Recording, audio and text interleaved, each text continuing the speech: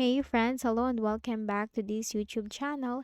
In today's another video tutorial, I'm going to share it to you on how you can remove header or footer in Google Docs. So without further ado, let's go quick into the process. So open your Google Docs. Okay, so I'm going to show you first on how you can insert a header or a footer in your Google Docs. Now look at the ribbon at the top and you will find all these tabs. Now click on the insert and you will find to scroll down headers and footers. Click on header. So it's up to you if you want to add header or footer. You can simply click that from here. Now let's go with header. And now once you type your header, so let me just quickly type, say for example, document 1.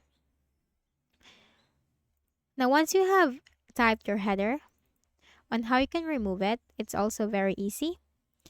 Just simply double click on your header and you will find this one options.